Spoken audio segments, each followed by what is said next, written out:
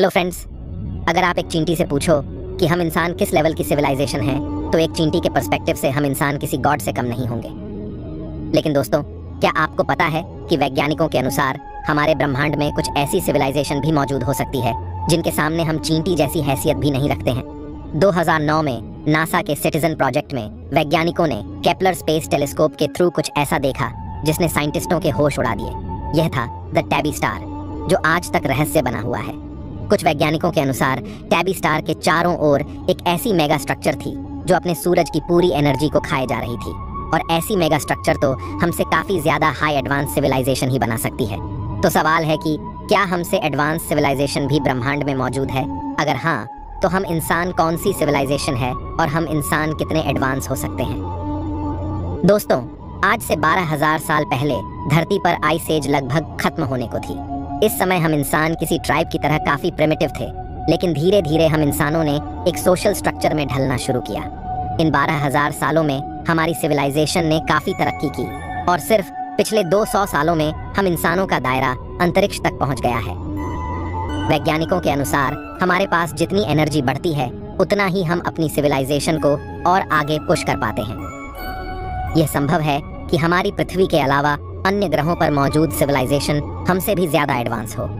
अमेरिकी वैज्ञानिक Frank Drake ने 1961 में एक ऐसी इक्वेशन दी जिसकी मदद से हम पता कर सकते हैं कि हमारे यूनिवर्स में हमसे ज्यादा कितनी एडवांस सिविलाइजेशन मौजूद हो सकती है। इसे ड्रेक इक्वेशन कहा जाता है। इस इक्वेशन के अनुसार ऐसा पॉसिबल है कि यूनिवर्स में हमसे भी कई गुना एडवांस सिविलाइजेशन मौजूद हो। 1964 में अमेरिकी वैज्ञानिक निकोलाई कार्दाशेव ने यह बताया कि कोई सिविलाइजेशन कितनी एनर्जी का यूज करती है। इस एनर्जी कंजम्पशन के बेसिस पर हम सिविलाइजेशंस को डिफाइन कर सकते हैं। इस स्केल को कार्दाशेव स्केल कहा जाता है, जिसके अनुसार दुनिया में टाइप 1 से लेकर टाइप 3 तक की सिविलाइजेशन मौजूद हो सकती है। इस स्केल के अनुसार हम इंसान आज टाइप 0.7 सिविलाइजेशन है, और हमें टाइप 1 तक पहुंचने में 100 साल भी कम पड़ेंगे। टाइप 1 एक ऐसी सिविलाइजेशन को कहा जाता है जो अपने प्लेनेट पर अवेलेबल सारी एनर्जी का यूज कर पाए। अगर हम इंसान टाइप 1 सिविलाइजेशन बन जाए तो हम अपने प्लेनेट पर वेदर को कंट्रोल कर पाएंगे। अर्थक्वेक और वोल्केनोज पर हमारा कंट्रोल होगा। हम समुद्र पर बड़ी बड़ी सिटीज बना सकते हैं। आज के समय में हम अपने प्लेनेट की 70% एनर्जी का ही यूज कर पा रहे हैं, और साइंटिस्ट मिचियो काकू के अनुसार हम आने वाले 100 सालों में जाकर टाइप 1 सिविलाइजेशन बन पाएंगे। जापान की एक कंपनी ओबायाशी कॉर्पोरेशन हमारे इस सपने को जल्दी पूरा कर सकती है। 2012 में इन्होंने एक स्पेस एलिवेटर बनाने का ऐलान किया था, यानी स्पेस तक जाने वाली एक लिफ्ट, जिसके थ्रू आसानी से हम स्पेस में ज्यादा से ज्यादा रॉकेट लॉन्च कर सकते हैं। ये प्रोजेक्ट हमारी सिविलाइजेशन को काफी तेजी से पुश करेगा, और हम बन जाएंगे एक टाइप 1 सिविलाइजेशन। ये सिविलाइजेशन इतनी पावरफुल होगी कि हम हर 1 सेकंड में 100 परमाणु बम बना सकते हैं। हम समुद्र के पानी को फ्रेश वाटर में कन्वर्ट कर पाएंगे, जिससे पानी की समस्या खत्म हो जाएगी। लेकिन दोस्तों, इतने एडवांस बनने के बावजूद हमें कई नुकसान उठाने पड़ेंगे। इनमें सबसे बड़ा नुकसान होगा आर्टिफिशियल इंटेलिजेंस। जब यह हम इंसानों से भी ज्यादा पावरफुल हो जाएगी, यानी हम एक टेक्नोलॉजिकल सिंगुलैरिटी पर पहुंच जाएंगे। अमेरिकन वैज्ञानिक जॉन वॉन न्यूमन के अनुसार 2040 तक आर्टिफिशियल इंटेलिजेंस की ग्रोथ हमसे काफी एडवांस हो जाएगी। एआई हम इंसानों की ब्रेन कैपेसिटी को सरपास कर जाएगी। तब तक ऐसा कोई काम नहीं होगा जो रोबोट्स नहीं कर पाएंगे, और हमें झेलना होगा भारी अनएम्प्लॉयमेंट, जिस वजह से हम इंसानों को मजबूर होना पड़ेगा खुद को रोबोट में कन्वर्ट करने में।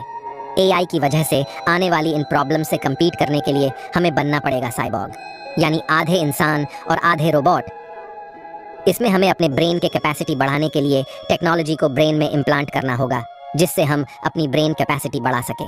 हो सकता है हमें अपनी फिजिकल पावर बढ़ाने के लिए भी टेक्नोलॉजी का सहारा लेना पड़े। इस तरह हम धीरे धीरे टाइप 2 सिविलाइजेशन की ओर बढ़ने लगेंगे, यानी एक ऐसी सिविलाइजेशन जो अपने सूरज की पूरी एनर्जी का यूज कर सके, जो टाइप 1 सिविलाइजेशन से भी 1000 गुना ज्यादा एडवांस हो।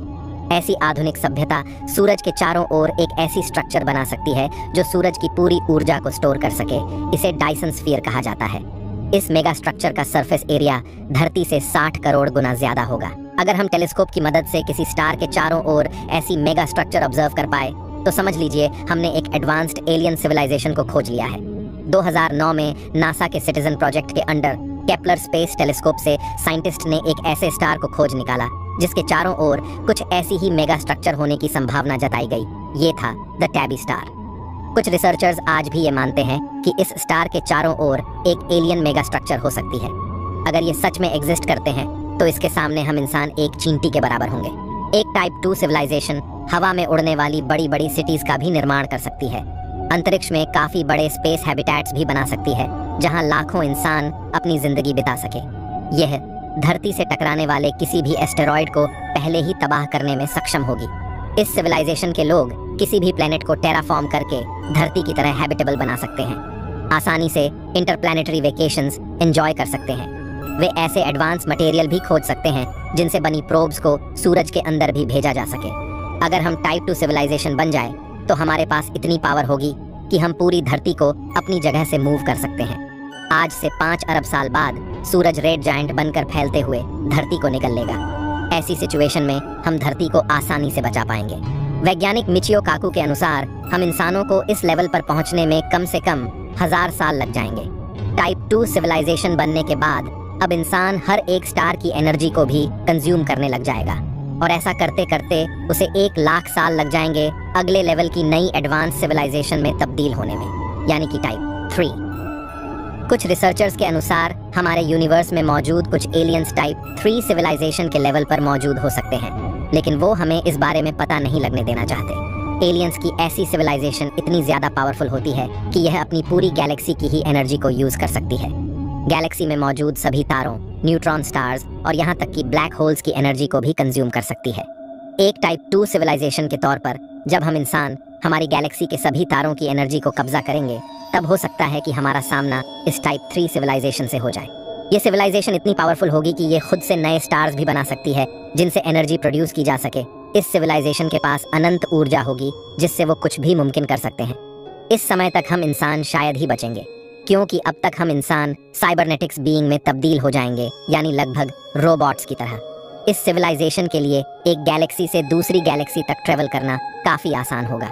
इनके लिए अपनी बढ़ती उम्र को पूरी तरह से रोकना काफ़ी आसान होगा, और हम इंसानों की बायोलॉजिकल स्पीसी को हमेशा जवान बनाए रखना बच्चों का खेल होगा। ये सिविलाइजेशन अपनी मन मर्जी से किसी इंसान या जानवर को किसी भी रूप में इवॉल्व कर पाएगी। इस समय तक यह भी पॉसिबल है कि हम कॉन्शियसनेस को पूरी तरह समझकर ऑलरेडी डेड ह्यूमंस को फिर से जिंदा कर सकें, पृथ्वी के इतिहास में हुई विचित्र स्पीसीज को फिर से जिंदा कर सकें, ब्लैक होल्स के अंदर क्या है इसे भी जान सकें। मिचियो काकू के अनुसार हमें इस लेवल तक पहुंचने में 1 लाख से 10 लाख साल तक भी लग सकते हैं। लेकिन दोस्तों, अगर हम एक टाइप 3 सिविलाइजेशन बन जाएं, तब इस सिविलाइजेशन की भी कुछ लिमिटेशंस होंगी। ये टाइम और स्पेस से बंधी होगी, और धीरे धीरे टाइम बीतने के साथ यह दूसरी गैलेक्सीज की एनर्जी को भी अपने कंट्रोल में करते करते अगले लाखों सालों में टाइप 4 सिविलाइजेशन बन जाएगी। यानी इस लेवल पर आकर एक सिविलाइजेशन का कंट्रोल पूरे यूनिवर्स की एनर्जी पर होगा। इस लेवल पर आकर हमारा कंट्रोल स्पेस और टाइम पर भी हो जाएगा।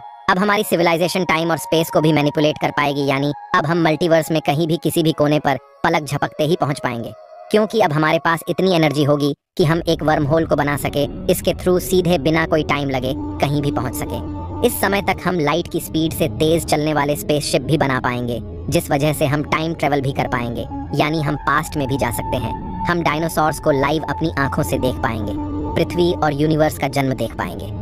इस समय तक मल्टीवर्स में हमारी पॉपुलेशन आज से खरबों गुना होगी, क्योंकि अब मरना कैंसिल हो जाएगा। शायद हम हमारे एंसेस्टर्स को भी फिर से जिंदा कर पाएंगे। अगर इस समय तक हम कई एलियन सभ्यताओं से मिलते हैं, तो अब यूनिवर्स में इंटेलिजेंट लाइफ की कई हजारों स्पीसीज एग्जिस्ट करेगी। हो सकता है कि अब तक बाकी सभी जानवरों में भी इंटेलिजेंस इवॉल्व हो जाए। यह सिविलाइजेशन यूनिवर्स की सबसे मिस्टीरियस एनर्जी यानी डार्क एनर्जी का भी यूज ले सकती है। इस समय तक हर एक इंडिविजुअल ह्यूमन बीइंग भी एक प्लैनेट जितनी एनर्जी इस्तेमाल करेगा। हमारे पास पूरे यूनिवर्स का मैप होगा, जिसे हम अपने माइंड में अपलोड कर पाएंगे और किसी भी लोकेशन को एक्सेस कर पाएंगे। दोस्तों, अब जाकर हम ये देख सकते हैं कि इस लेवल की एलियन सिविलाइजेशन अगर एग्जिस्ट करती है, तो वह इतनी पावरफुल है कि वो शायद हमें कंट्रोल कर रही हो और हमें पता भी ना हो। यही चीज़ सोचकर साइंटिस्ट डर चुके हैं कि कहीं हम इंसान और हमारी पृथ्वी या फिर हमारे पूरे यूनिवर्स की रियलिटी ही कहीं किसी कंप्यूटर सिमुलेशन का हिस्सा तो नहीं, क्योंकि ऐसी सिविलाइजेशन इतनी सक्षम होगी कि वो इतने बड़े यूनिवर्स और हमारी लाइफ को सिमुलेट कर पाए। आज हम इंसान क्वांटम कंप्यूटर की मदद से छोटे मोटे सिमुलेशन बनाने में सक्षम हैं। अगर हमारे पास इतनी एनर्जी हो तो हम भी हमारी तरह एक नई दुनिया को सिमुलेट कर सकते हैं। तो साइंटिस्ट को इसी बात का डर है कि कहीं हम भी तो इसी तरह के सिमुलेशन का पार्ट तो नहीं। अगर टाइप 4 सिविलाइजेशन ऐसा कर सकती है, तो क्या उससे ऊपर भी कोई ऐसी और हाई एडवांस सिविलाइजेशन है जो और भी ज्यादा एडवांस हो? तो दोस्तों, निकोलाई कर्दाशेव ने सिर्फ 3 ही सिविलाइजेशन को मैथमेटिकली प्रिडिक्ट किया था, लेकिन कई लोग इनसे भी एडवांस सिविलाइजेशन की कल्पना करते हैं, जो कि काफी हाइपोथेटिकल है। टाइप 4 से भी ऊपर टाइप 5 एक ऐसी सिविलाइजेशन हो सकती है जो अलग अलग मल्टीवर्सेस के एनर्जी को कंट्रोल कर सके और दूसरी डिमेंशंस पर भी जिनकी पकड़ हो, यानी यह सिविलाइजेशन किसी गॉड से कम नहीं होंगी। दोस्तों, इससे आगे की सिविलाइजेशंस को हम इमेजिन भी नहीं कर पाएंगे। इन सिविलाइजेशंस के बारे में हमें तभी पता लग पाएगा जब हम खुद एक टाइप 3 सिविलाइजेशन के लेवल तक नहीं पहुंच जाते। कई रिसर्चर्स इस बात को लेकर 50% संभावना जताते हैं कि हो सकता है कि हम एक कंप्यूटर के अंदर रह रहे हों, जिसे ऐसी ही किसी हाई एडवांस सिविलाइजेशन ने बनाया हो। ऐसे में आपको क्या लगता है, क्या हम इंसान किसी एलियन सिविलाइजेशन के द्वारा बनाए गई सिमुलेशन का हिस्सा है? इस बारे में और जानने के लिए आप हमारी वीडियो देख सकते हैं, जिसमें हमने वो कारण बताए हैं जो इस पॉसिबिलिटी की ओर इशारा करते हैं। तो दोस्तों, क्या वास्तव में ये सिविलाइजेशन यूनिवर्स में हो सकती है? इसे लेकर आप क्या सोचते हैं, कमेंट में ज़रूर बताएं। हम मिलते हैं आपसे अगले वीडियो में, तब तक के लिए ब्रह्मांड में घूमते रहिए।